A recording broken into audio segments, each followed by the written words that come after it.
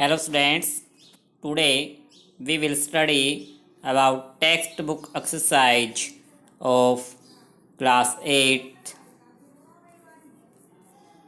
NCERT Science chapter 1st crop production and management। Students आज हम first chapter crop production and management के textbook exercise के question answers को समझेंगे और उन्हें लर्न करेंगे। First question students, select the correct word from the following list and fill in the blanks, कि हमें इन वर्ड्स में से करेक्ट वर्ड्स फाइंड आउट करके फिलअप को फिल करना है। फर्स्ट है the same kind of plants grown and cultivated on a large scale eight a place. कि स्टूडेंट्स जब प्लांट्स को जो एक ही तरह के सेम काइंड के प्लांट्स जब एक ही प्लेस पर ग्रो किए जाते हैं और ये काम लार्ज स्केल पर होता है इज कॉल्ड ए डैश। तो स्टूडेंट्स इसमें क्या आएगा, क्रॉप, कि उसे उन प्लांट्स को क्रॉप कहा जाता है। सेकंड है the first step before growing crops is dash of the soil, कि क्रॉप को ग्रो करने से पहले जो फर्स्ट स्टेप होता है स्टूडेंट्स वो क्या है हमारा, preparation of A soil. Next है डैमेज सीड्स, कि जो सीड डैमेज हो गए हैं, खराब हो गए हैं, wood a dash on top of water, कि वाटर के टॉप पे वो क्या करेंगे, फ्लोट करेंगे। नेक्स्ट है for growing a crop sufficient sunlight and dash from the soil are essential, कि क्रॉप को ग्रो करने के लिए स्टूडेंट्स सफिशिएंट सनलाइट यानी जितनी सनलाइट उनको चाहिए सफिशिएंट, उसके अलावा फ्रॉम द सोइल में से क्रॉप को क्या चाहिए, वाटर एंड न्यूट्रिएंट्स, कि वाटर की आवश्यकता है सोइल में से एंड न्यूट्रिएंट्स की, ये उनके लिए एसेंशियल हैं यानी बहुत ज़रूरी हैं। Next students question number second, match the items in column A with those in column B, कि कॉलम ए के आइटम्स को हमें कॉलम बी के आइटम से मैच करना है। फर्स्ट है खरीफ क्रॉप, खरीफ क्रॉप से स्टूडेंट्स हमारी पैडी एंड मेजी हमारी खरीफ क्रॉप्स हैं। नेक्स्ट है रबी क्रॉप्स हैं स्टूडेंट्स हमारी wheat, gram and pea rabi crops हैं। नेक्स्ट है केमिकल फर्टिलाइजर्स इनमें से यूरिया एंड सुपर फॉस्फेट हमारे केमिकल फर्टिलाइजर्स हैं। नेक्स्ट है ऑर्गेनिक मैन्योर, जिनसे ऑर्गेनिक मैन्योर बनता है कि एनिमल एक्सक्रीटा, कि एनिमल की जो वेस्टेज है, cow dung, urine and plant wastage हमारे ऑर्गेनिक मैन्योर बनाने में हेल्प करते हैं। इसमें हमारा ये खाली ब्लैंक रह जाएगा, food of cattle column A में कोई भी आइटम नहीं था। और मैचिंग का क्वेश्चन स्टूडेंट्स आप इस तरह से भी लिख सकते हैं, लाइनें लगाने के बजाय हम खरीफ क्रॉप्स के सामने जो आइटम मैच होता है उसे लिखेंगे पैडी एंड मेजी। Next question number 3, give 2 examples of each, कि हमें 2 एग्जाम्पल्स देने हैं खरीफ क्रॉप्स के 2 एग्जाम्पल्स पैडी एंड मेजी, रबी क्रॉप्स के एग्जाम्पल व्हीट एंड ग्राम। तो आपको इनको अच्छे से लर्न कर लेना है। Next question number 4, right a paragraph in your own words, कि हम अपने वर्ड्स में एक पैराग्राफ्स लिखें each of the following. First है प्रिपरेशन ऑफ सोइल, कि प्रिपरेशन ऑफ सोइल के बारे में हमें अपने वर्ड्स में कुछ लाइन्स लिखनी हैं। क्या है preparation of soil, it is the first step of the growing a crop, कि जब भी हम क्रॉप को ग्रो करेंगे तो सबसे फर्स्ट जो स्टेप लिया जाता है स्टूडेंट्स उसे ही प्रिपरेशन ऑफ सोइल कहा गया। इसमें क्या क्या शामिल है, it includes loosening of soil, कि सोइल को लूज करना ताकि उसमें एयर का गैप बन जाए, रिमूविंग वीड्स, जो पहले के जो प्लांट्स थे उनके जो पार्ट बचे हुए हैं, रिमूविंग, उनको अलग कर देना वीड्स को, जो अनवांटेड प्लांट्स से अगर सोइल के अंदर हैं तो उनको रिमूव करना। And levelling of the soil को एक लेवल में बना देना है, ताकि जब उसमें इरिगेशन किया जाए वो अच्छी तरह से हो सके।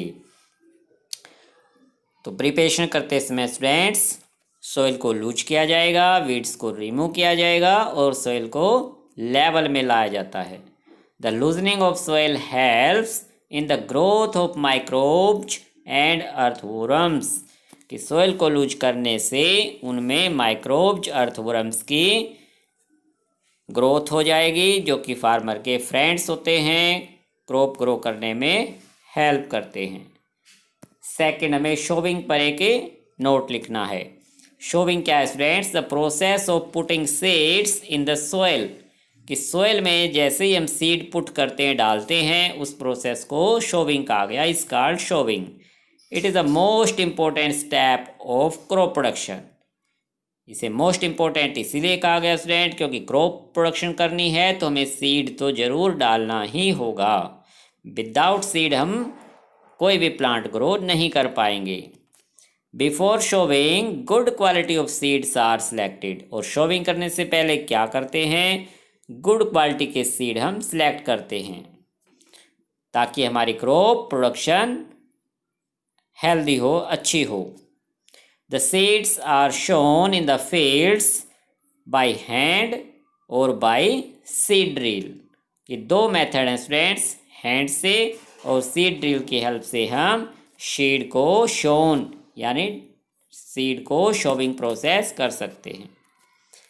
नेक्स्ट स्टूडेंट्स, वीडिंग, कि वीडिंग क्या है? It is a process of removal of unwanted plants, कि जो प्लांट्स हमारी क्रॉप के साथ अपने आप ग्रो कर गए हैं, जिन्हें अनवांटेड प्लांट्स कहा जाता है, उनको रिमूव करना की जो प्रोसेस है उसे ही वीडिंग कहा गया। इट इज़ नेसेसरी, कि बहुत ही ज़रूरी है, नेसेसरी है, since they compete with the main crop, क्योंकि वो हमारी मेन क्रॉप जो हमने ग्रो की है उसके साथ कम्पीट करते हैं, यानी कि एक तरह से उनके साथ स्पर्धा करते हैं। कम्पीट करने का मतलब कंपटीशन करते हैं उनके साथ, यानी कि उनसे जो न्यूट्रिएंट्स हैं वो छीन लेते हैं। किस चीज़ में कम्पीट कर रहे हैं? For water, nutrient, sunlight etcetera, यानी सब चीज़ों में हमारी मेन क्रॉप के साथ कम्पीट करेंगे। उनसे हमारे मेन क्रॉप के जो न्यूट्रिएंट्स हैं, वाटर जो हम मेन क्रॉप को दे रहे हैं, जो सनलाइट हमारी मेन क्रॉप को मिलनी चाहिए, वो अनवांटेड प्लांट उनसे छीन लेते हैं। इसलिए वीडिंग ज़रूरी है, नेसेसरी है। कि weeding is done with the help of खुरपी, कि खुरपी एक टूल है जिसकी हेल्प से वीडिंग किया जा सकता है, और बाय स्प्रेइंग वेडिसाइड्स, कि मेडिसन स्प्रे करके भी हम इन वीड्स से छुटकारा पा सकते हैं। Next students, threshing. थ्रेसिंग क्या है? The separation of grains from chaff is called threshing, कि जब हमारी क्रॉप मैच्योर हो जाती है, हम उसकी हार्वेस्टिंग कर लेते हैं, फिर उसमें से हमें ग्रेन्स को अलग करना है, सेपरेट करना है। तो प्लांट्स के में क्रॉप में से जब ग्रेन्स को सेपरेट किया जाता है तो उसी प्रोसेस को थ्रेसिंग कहा गया। This is carried out with the help of A machine, कि एक मशीन की हेल्प से आजकल ये काम किया जाता है, कॉल्ड कंबाइन, जिसे कंबाइन मशीन कहा गया है। But A small farmers do this process by using winnowing machine, कि स्टूडेंट्स जो फार्मर्स छोटे हैं, जिनके पास छोटी लैंड है, वो विनोविंग मशीन की हेल्प से भी थ्रेसिंग कर लेते हैं। तो थ्रेसिंग का मतलब क्या है? Separation of grains from chaff. Question number 5, explain how fertilisers are different from manure, कि जो फर्टिलाइजर्स हैं वो मैन्योर से किस तरह से डिफरेंट हैं, क्या डिफरेंस है इन दोनों में। तो फ्रेंड्स, फर्स्ट हम फर्टिलाइजर्स के बारे में स्टडी करते हैं कि फर्टिलाइजर्स क्या है। It is an inorganic inorganic salt, क्योंकि ये केमिकल की हेल्प से बनते हैं इसलिए इनको इनऑर्गेनिक साल्ट कहा जाता है। It is prepared in factories, ये फैक्ट्रियों में तैयार होते हैं। It does not provide any humus to the soil, कि सोयल में किसी भी तरह के ह्यूम्स से, जो कि एक तरह के न्यूट्रिएंट्स होते हैं, does not provide, nutrients Hume's provide नहीं करते। ह्यूम से जो कि डेड मैटर से ही मिल सकते हैं, केमिकल से ह्यूम्स नहीं मिलते हैं। They are very rich to plant nutrients, कि न्यूट्रिएंट्स में बहुत ही रिच होते हैं फर्टिलाइजर, यानी फर्टिलाइजर्स के अंदर प्लांट्स के जो न्यूट्रिएंट्स हैं बहुत ही ज़्यादा मात्रा में पाए जाते हैं। इसलिए फ्रेंड्स फार्मर क्या करते हैं, अपनी क्रॉप को तेज़ी से ग्रोथ करने के लिए उसमें फर्टिलाइजर्स का यूज करते हैं। बट स्टूडेंट्स ये हमारी हेल्थ के लिए इतने फ़ायदेमंद नहीं हैं। जबकि जो सेकंड मैन्योर है, it is a natural substance, क्योंकि नेचुरल सब्सटेंस से बनते हैं, obtain by the decomposition of human and plant waste, क्योंकि ह्यूमन एंड प्लांट की जो वेस्टेज है उससे बैक्टीरिया डिकम्पोज कर देते हैं और एक नेचुरल सब्सटेंस बनाते हैं। इसी नेचुरल सब्सटेंस को मैन्योर कहा गया। It can be prepared in the field, किसी फैक्ट्री में जाने की ज़रूरत नहीं, फील्ड के अंदर ही गड्ढे में इन ह्यूमन वेस्टेज को, प्लांट वेस्टेज को दबा दिया जाता है सोइल के नीचे और फील्ड में ही मैन्योर तैयार कर ली जाती है। It provides a lot of humus to the soil, कि सोइल को काफ़ी मात्रा में ह्यूम्स प्रोवाइड करते हैं। ह्यूम्स भी एक तरह के न्यूट्रिएंट्स ही हैं स्टूडेंट्स, जो कि डेड एंड डिके मैटर से ही प्राप्त हो सकते हैं उसे डिकम्पोज करके।